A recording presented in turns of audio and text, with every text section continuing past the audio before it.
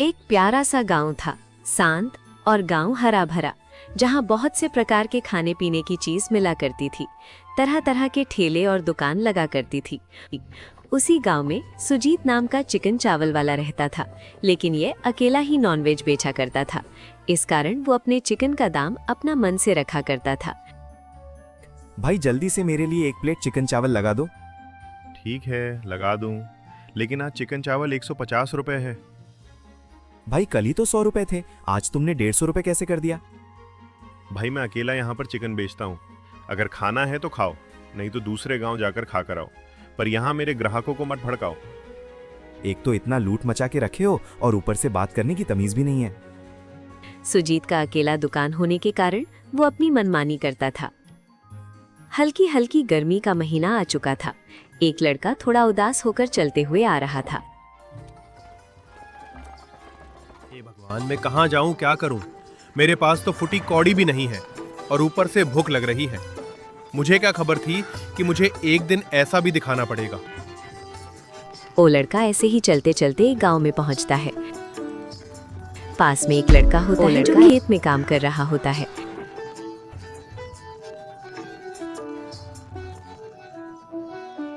भैया, क्या आप मुझे खाने को दे सकते हैं? मुझे बहुत देर से भूख लग रही है।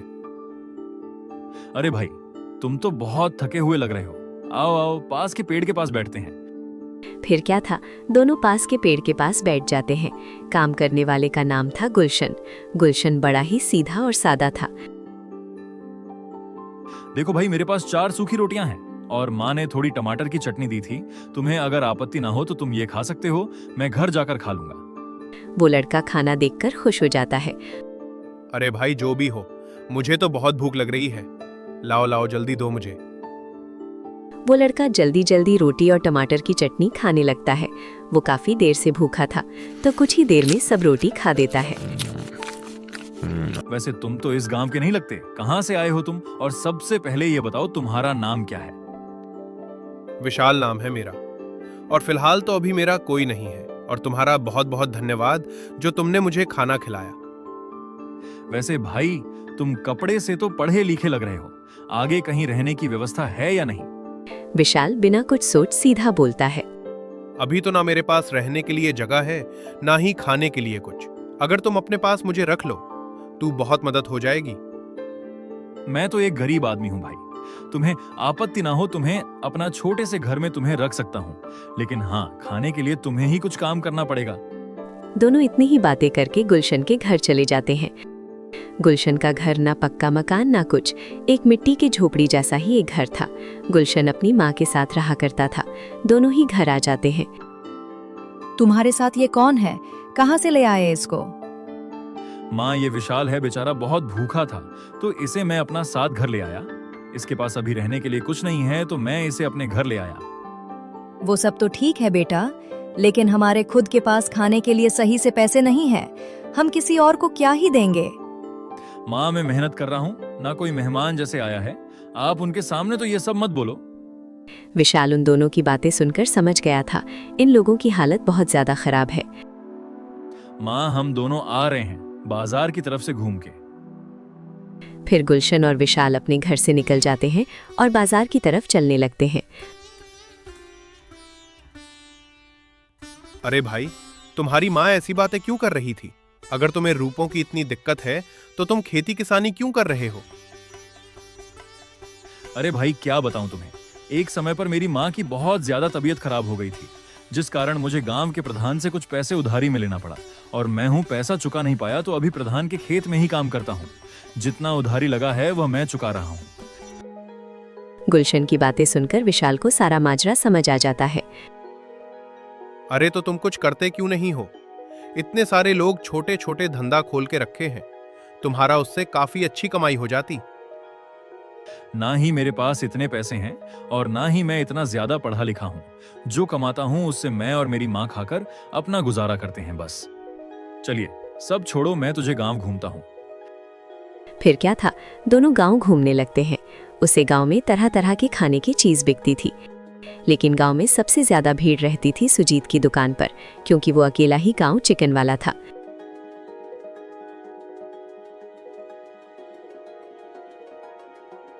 अरे गुलशन, इसके यहाँ इतनी ज्यादा भीड़ क्यों लगी हुई है? क्या बेच रहा है ये, जिसको खाने के लिए गांव वाले भीड़ लगाकर बैठे हैं? ये तो सुजीत का दुकान है। सुजीत जो है हमारे गांव में बहुत ज्यादा घमंडी किस्म का आदमी है। अकेला चिकन और चावल बेचता है, जिसके कारण लोगों की भीड़ हमेशा रहती है इसके दुकान पर। अरे इतना ज्यादा चिकन पसंद है गांव वालों को, तो किसी और ने चिकन या मटन की दुकान क्यों नहीं खोली? कोई कैसे खुलेगा? ये जो सुजीत है बहुत ही ज्यादा घमंडी किस्म का आदमी है। अगर किसी ने हिम्मत करके चिकन या मटन का दुकान खोल भी लिया तो ये कुछ ना कुछ करवाकर उसको बंद ही करवा देता है। दोनों ऐसे ही बातें करके वहां से चले आते हैं। उसके बाद वो दोनों अपने घर चले आते हैं और अपने घर में खाना खाते समय, सुनो बेटा, महीना होने वाला है, कल तुम प्रधान से मिलकर आ जाना और कुछ पैसे भी उनसे ले आना। ठीक है माँ, कल मैं चला जाऊंगा और कुछ पैसे भी मांग लूंगा उनसे। अरे तुमको अगर परेशानी ना हो तो क्या मैं कल तुम्हारे साथ जा सकता हूँ? ठीक है भाई, कल तुम भी मेरे साथ प्रधान से मिलकर आ जाना। फिर क्या था, गुलशन और विशाल सो जाते हैं।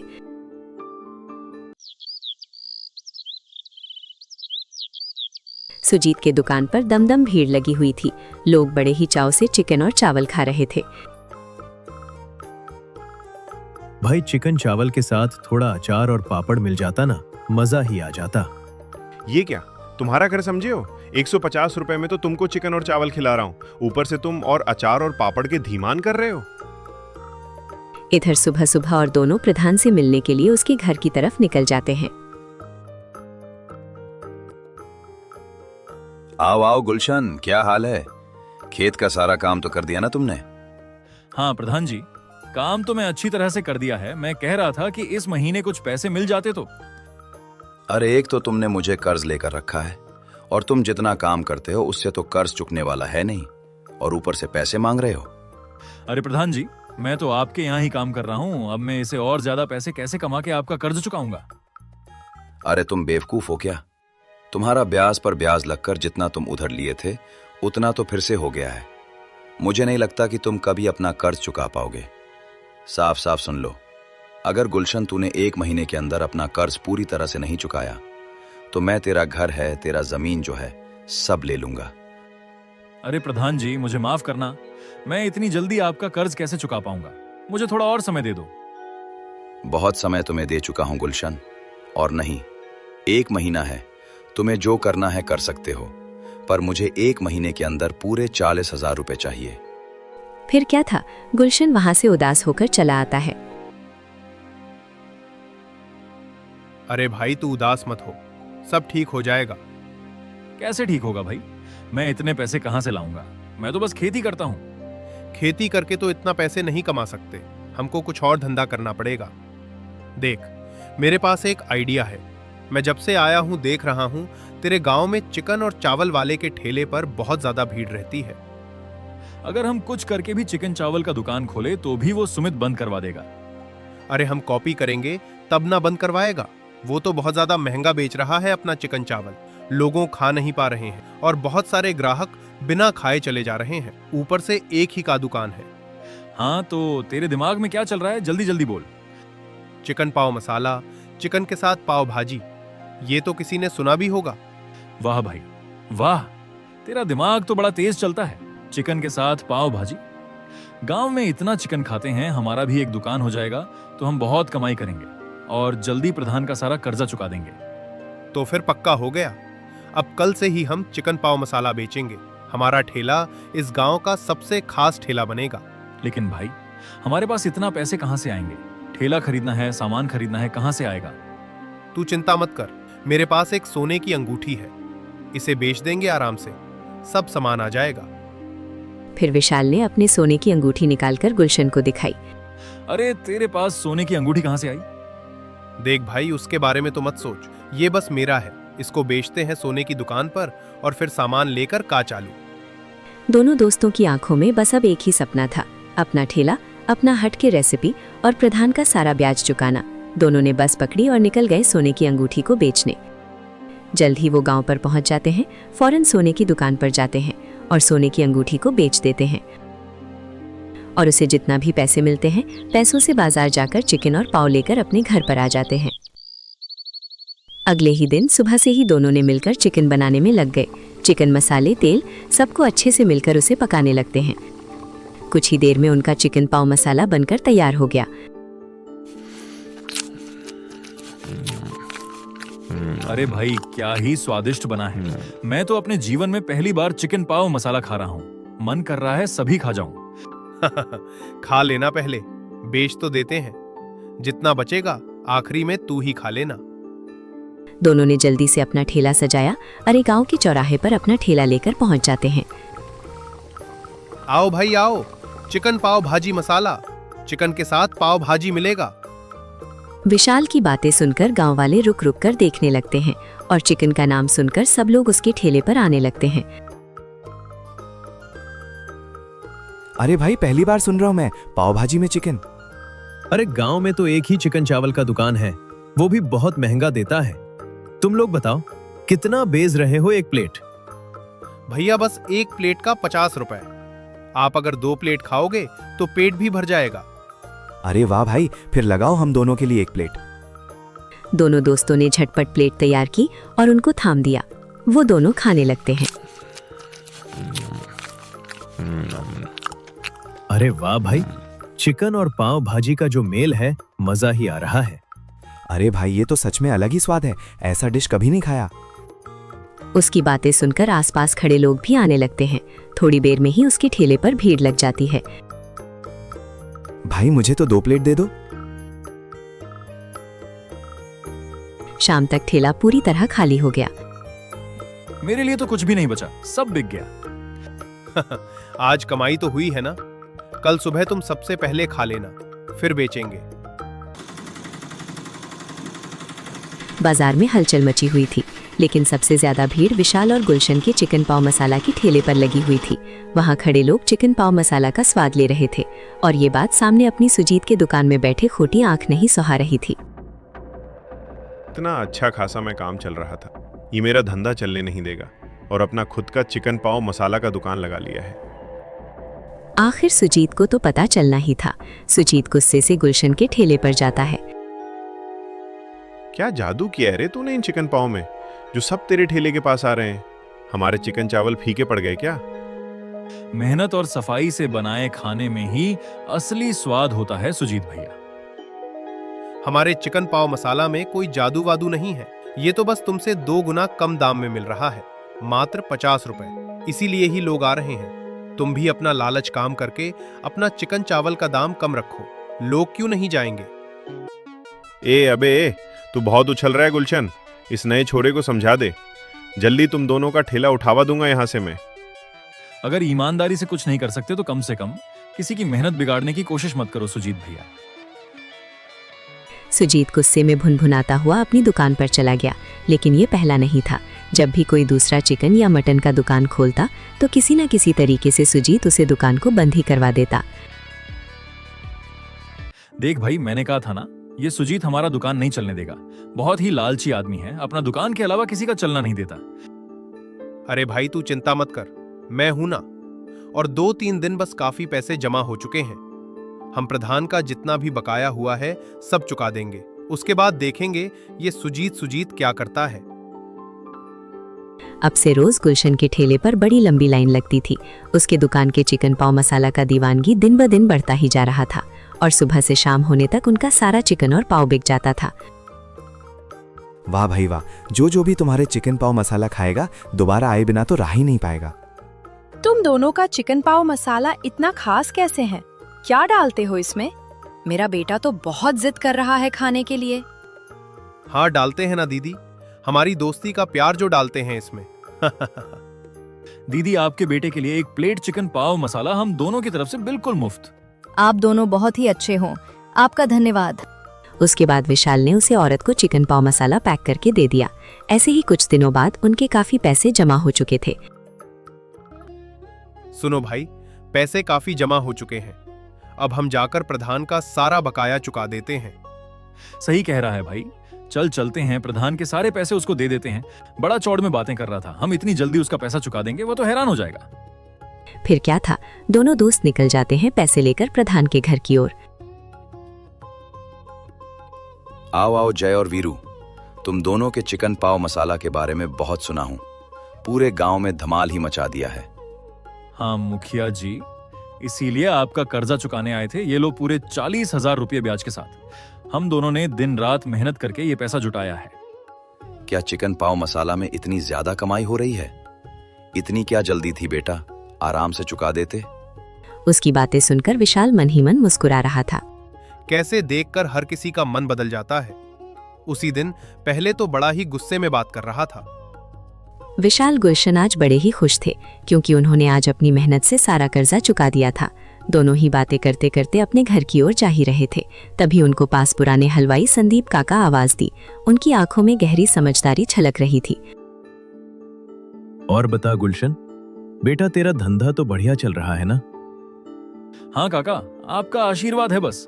लेकिन याद रख बेटा, हर चमकती हुई चीज सोना नहीं होती और हर कामयाबी के पीछे बुरी नजरें भी लगी रहती हैं। काका, आप कहना क्या चाहते हैं? कुछ नहीं, बस इतना समझ ले कि शोहरत के साथ दुश्मन भी आते हैं बेटा। काका, आप पहेलियां क्यों बुझा रहे हो? साफ साफ बोलो ना। मैं भी एक समय पर बिरयानी का दुकान खोला हुआ था, पर उसे सुजीत ने चाल चलकर मेरी दुकान को भी बंद करवा दिया। इसीलिए बोल रहा हूं, थोड़ा संभल कर और अपना ध्यान रखना। उसके बाद दोनों ही अपने घर आ जाते हैं और इधर सुजीत अपने चाल चल रहा था। ए कुणाल, इधर आ। पूरा दिन मेरे पैसे की शराब गटकता रहता है। हाँ सुन, इधर आ। आज मैं तुझे एक काम बता रहा हूं, इसे अच्छे से करना, समझ गया? अरे मालिक, एक बोतल लाओ और आप कहो तो ताजमहल खड़ा कर दूं यहाँ। अबे हरामखोर, ध्यान से सुन। वो जो गुलशन चिकन पाव मसाला वाला है ना, उसके ठेले को वहां से गायब कर दे, समझ गया है? अरे अरे टेंशन मत लो मालिक, ऐसी जगह पहुंचा दूंगा कि आप भी बोलोगे कि वाह कुणाल वाह। ये ले 2 बोतल एक्स्ट्रा एंजॉय। ठीक ठीक है मालिक, मैं जाता हूँ, फिकर नॉट मालिक। उसके बाद कुणाल वहां से टेढ़ा मेढ़ा गिरता हुआ निकलता है। आज तो बोतल का जुगाड़ हो गया यार। अभी कहाँ गया वो ठेला? उसके बाद कुणाल ने ठेले को धकेलना शुरू कर देता है और ठेले चैन से बना हुआ होने के कारण वहां से हिल नहीं पा रहा था। आज उस ठेले को इतना दूर छोड़ाऊंगा कि मालिक रोज फ्री में बोतल भी देंगे मुझे।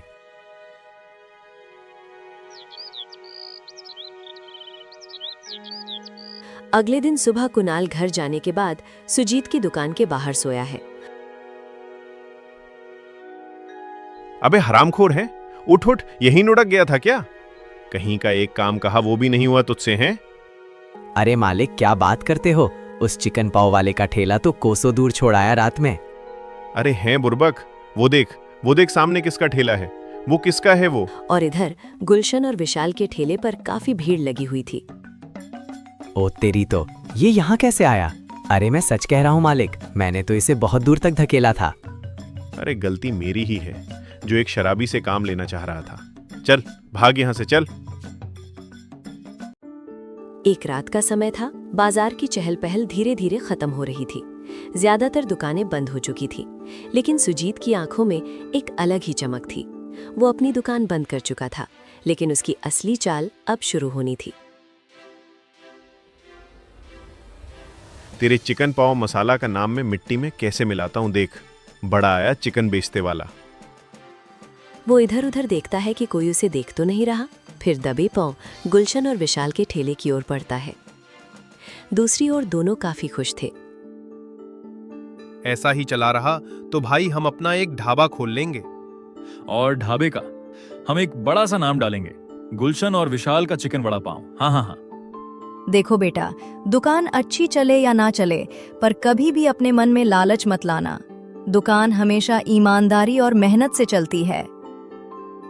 दोनों ने अपनी माँ की बातें सुनकर सर हिलाया। अगले दिन दोनों का ठेला बाजार में लगा था। हमेशा की तरह भीड़ उमड़ने लगी थी, लेकिन तभी कुछ ऐसा हुआ जिससे माहौल पूरी तरह बदल गया। तभी पुलिस के कुछ लोग उसके ठेले पर आए। हाँ जी भाई, मैं फैसल खान। हमें एक शिकायत मिली है कि तेरे चिकन पाव में कुछ गड़बड़ है।